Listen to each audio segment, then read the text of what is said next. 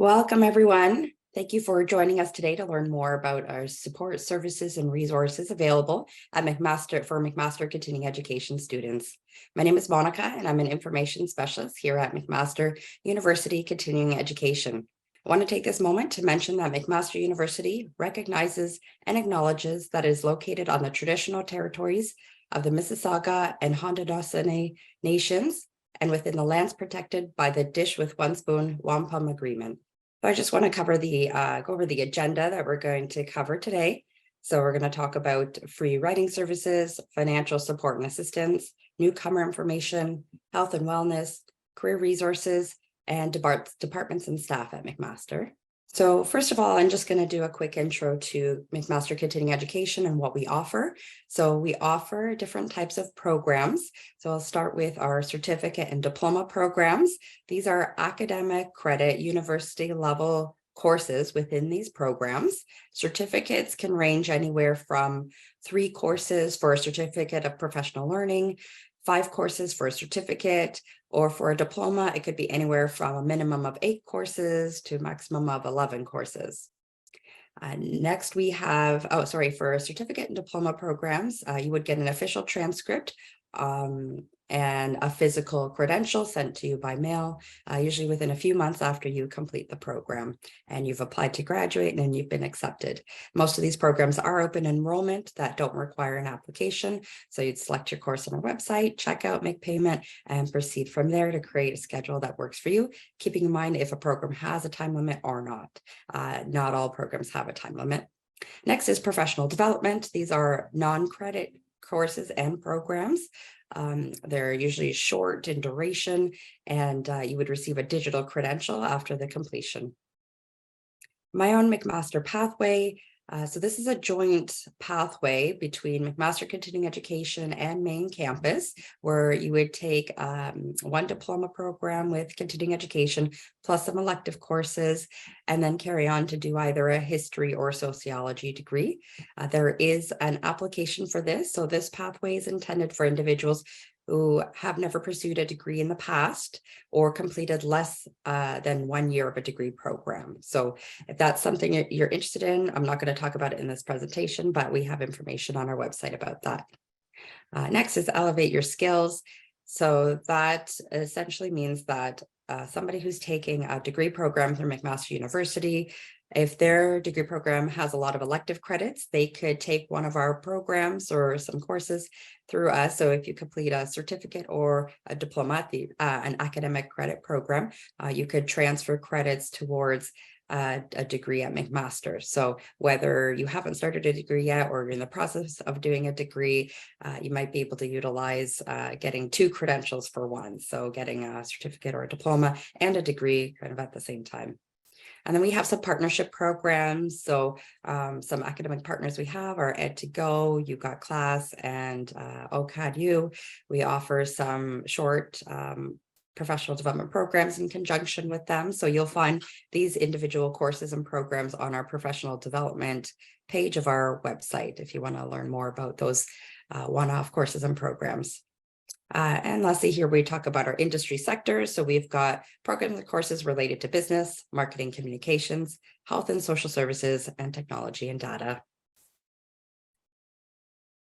So I just wanted to show you a screenshot here of where to find the support services that we're going to be talking about. On our website here, in the top menu bar, we have programs and courses, about us, news, events, and community corner. So community corner is what you'd click on to see these different titles and extra links of what I'm going to be talking about today. So first off, I'm going to talk about the free writing services that are available to our students. So these are one-on-one advising sessions.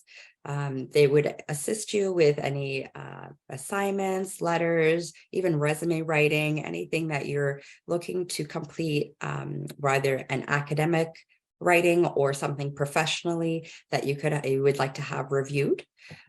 There are virtual appointments, they're through Zoom, and they're up to 50 minutes in duration. So if you're interested in signing up for one of these writing advising sessions, you would send an email to rosenbeck@mcmaster.ca. We do have all this information on our website. If you don't have time to write that down right now, and I'll ask my colleague to share a link in the chat. So you have a direct link of where you can go to read up more about that. So these writing services support you academically, but also professionally by improving your oral and written skills. With so much of our communication now being digital, presenting ourselves and our ideas succinctly and professionally is more important than ever. So I do encourage all of you to take a look if you are a student and consider taking one of these free sessions to see if that assists you with your writing skills. Financial support and assistance. So the main program I could tell you about, there's the McMaster Association of Part-Time Students Bursary, or short form, it's MAPS Bursary, in conjunction with McMaster Continuing Education Award. So there's one application that's available that uses two sources of funding through MAPS and through MCE, where you could apply for what's considered a bursary for part-time students. So this is applicable to anybody taking an academic credit program through McMaster Continuing Education. There is an online application that you would do. So you would register and pay for a course in full at the time of registration, course or courses. And then you would apply for the bursary online on your Mosaic Student Center. And if you're approved, then you would receive a certain amount of money back to your student account. So there's the main eligibility is that you are in financial need. So they would assess your whole financial situation, household income. They would go through all of that and let you know if you would be eligible. So that's available on the McMaster's Registrar's Office website, or you could just Google bursary, McMaster scholarships and bursaries. But there is the application on the registrar's website where you can apply for that. Next, financial institutions. So financial institutions have student loans and lines of credit with attractive interest rates. So I would encourage looking into that option. There are some employers that have tuition assistance programs. So maybe if you're newer to your company or you never explored this previously, I would suggest asking a manager or HR rep that's within your company to see if there's any funds available for upgrading, professional development, anything along those lines. And lastly here, government funded programs and initiatives. So I'm going to talk about that in another slide.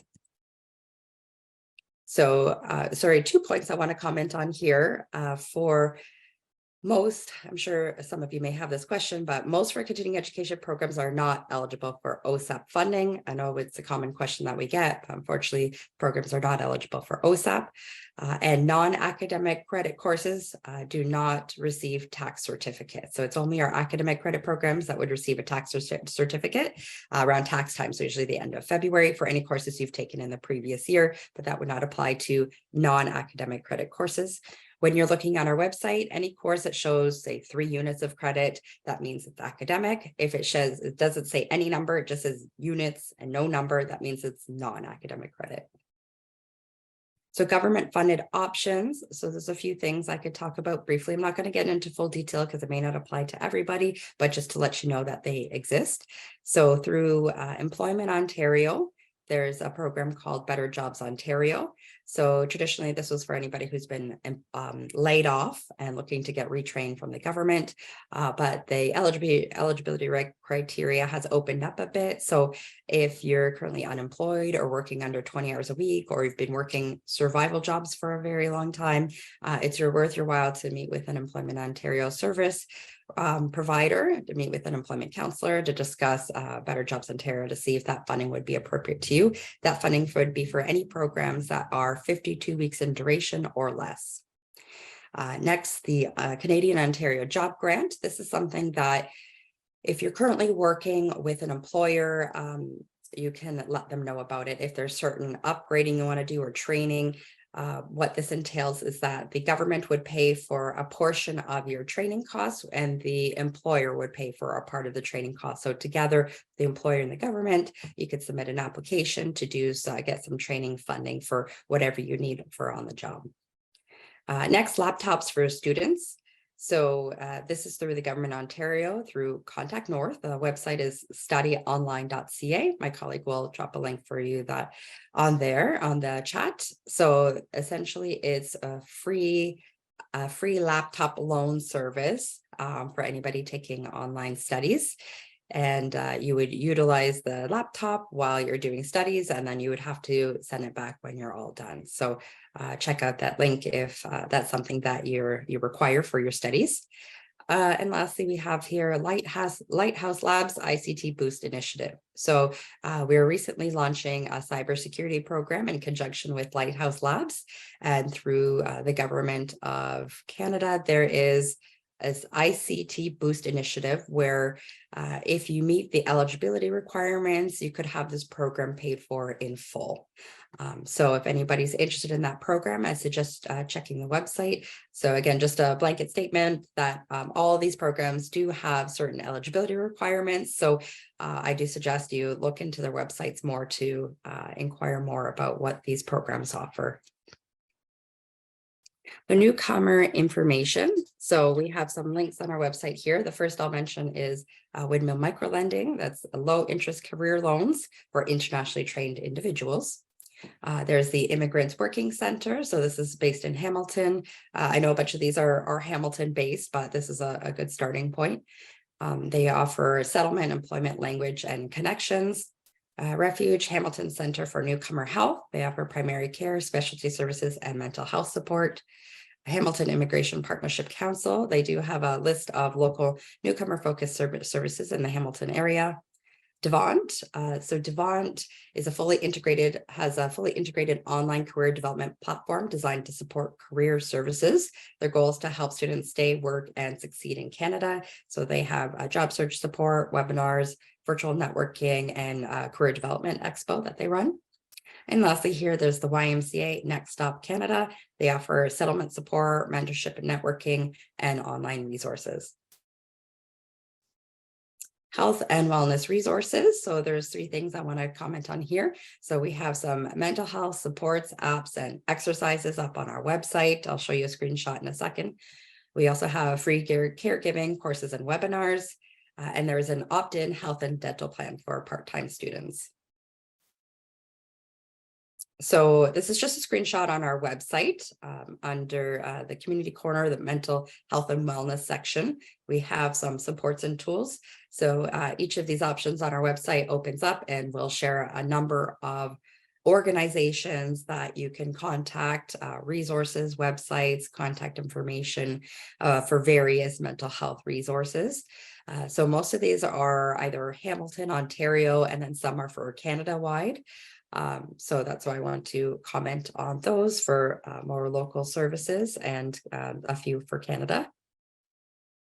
Next, we have, when you scroll down the page for the mental health and wellness section of our website, there are some helpful apps that you could download. Some are free of charge, some have a fee, and some you could utilize some services for free and then upgrade for more options. But there's a list of, I think, 6 of them there.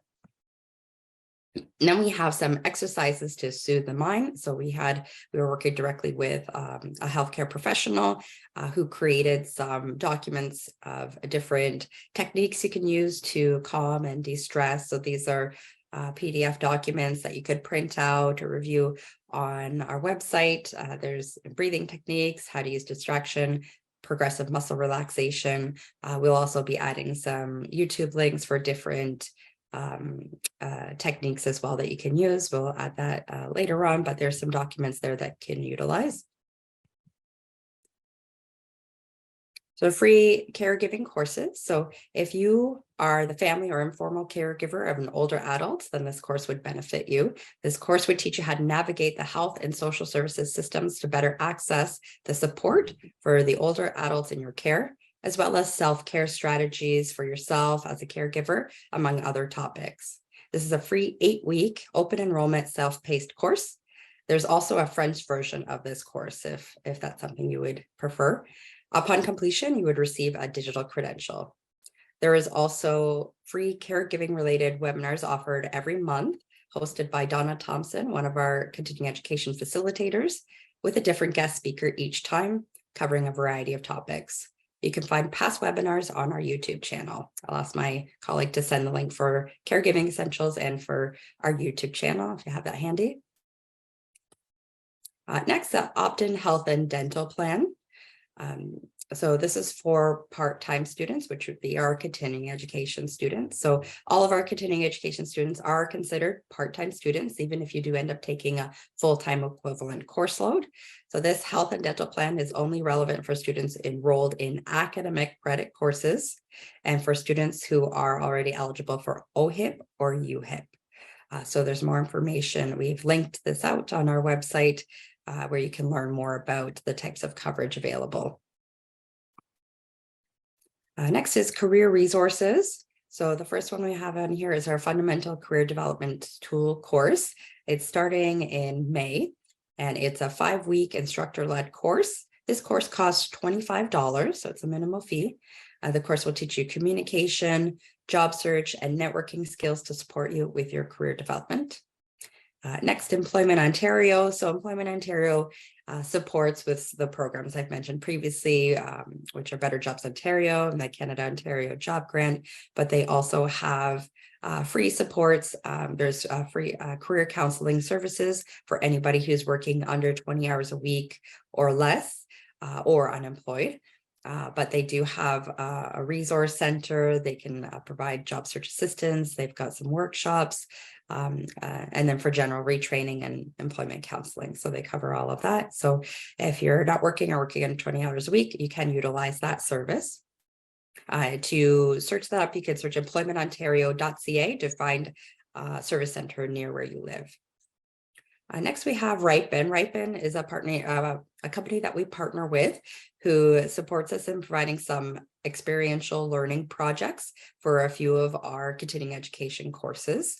What the experiential learning projects are projects that an employer has put forward to say, here's something that we need worked on. Maybe it's like an HR training manual or something along those lines, a short project where students in the course can work on that. They would submit it. The employer would review it. The teacher would review it, and they would get graded for that. And even if an employer really likes one of the say the training manual, they could implement it in the workplace. So it's something that you can put in your portfolio to show what you've done as hands-on work. We find this works really well for our students who are working full-time and don't have the ability to step away and do co-op and things like that. So we find lots of our students are working professionals or have busy lives and have a hard time stepping away to do a co-op placement, that this would be a nice option to include in courses where you can get some more hands-on experience and utilize what you've learned in the course and apply it to a project that you can then show after when you're applying to a job or in an interview. Next is the Level Up Remote Internship Program. This is offered through Ripen, paid for by the Government of Canada. So this is they are 80-hour projects ranging from 2 to 8 weeks to complete. And as a student, you can apply to complete a certain project. And if approved, you'd work through that project and you would be you'd be paid $1,400 to complete that project. So this could be in a variety of different fields. It doesn't necessarily mean one or the other. And there could be a range of employers that have posted different projects, but this is a good way to get a little bit of money and get some experience, and for an employer to benefit as well, where they can have a certain task completed. So it's kind of a win-win, and is an opportunity to have this done remotely, where you're not on a set schedule, set hours, but you're working through this within a certain time frame to complete it while getting a little bit of money and experience on the side. So I'll ask my colleague to drop the link for that as well, where you can learn more about it. You could sign up on their website and browse what kind of projects are available. And lastly, here we have BioTalent Canada. They offer wage subsidies for the bioeconomy sector. So this offers BioTalent Canada offers wage subsidies. One program is called the Career Starter Program for anybody 30 years of age or younger, trying to get into the bioeconomy sector. And then there's one for skilled newcomers. That's another wage subsidy program. And this doesn't necessarily mean you have to work in a what would be more traditionally seen as a bioeconomy role, but it could be, the bioeconomy sector does require different positions within their companies, whether it's administrative, human resources, accounting, marketing, amongst other positions. So there are a range of positions you could be looking at to get this wage subsidy for. So it doesn't necessarily have to be one type of job. There's lots of positions. So you can look up BioTalent Canada on our website. You can explore that further if you are interested in working within the bioeconomy sector. So that, just to clarify, it could include biohealth, bioenergy, bioindustrial, and agriculture bio. So the wage subsidy basically means that you would have a portion of your training costs paid for by the government for a few months while you're getting some work experience. Lastly, here we have departments and staff at McMaster. So at McMaster Continuing Education, once you're in a course, your first point of contact is really your instructor. So through the Avenue to Learn portal, if you're taking a course, there's the communication section of Avenue to Learn where you can message your instructor directly for any support related to your course content or your course or assignments. Your instructor is your go-to person. Outside of that, anything administrative that you have to do, whether it's registration, dropping a course, registering for a course, applying for the bursary, finding a link for something, unsure where to go, who to contact, you definitely want to reach out to our information specialist team. So you can use that contact form website on our contact form on our website. So there's a link there. Fill out the form and we're very quick about getting back to answering any questions you have. Then there's the Student Accessibility Services Department. This is for any academic accommodations. Their website is listed there, so you can learn more about that. And lastly, the McMaster Association of Part-Time Students. It's anybody taking an academic credit course is paying a small part-time student fee that's paying for the MAP service. They are an advisory board, so if you do need further support that our information services team cannot support you with or instructor can't support you with, they're available as well. So that's it for the presentation component of this webinar. So thank you so much for joining us today. Hope I was able to answer some of your questions. Don't hesitate to reach out to us via the contact us form on our website. We do have live chat that runs most Tuesdays through Thursdays, 10 a.m. to 2 p.m. Thanks again, and we look forward to connecting with you soon.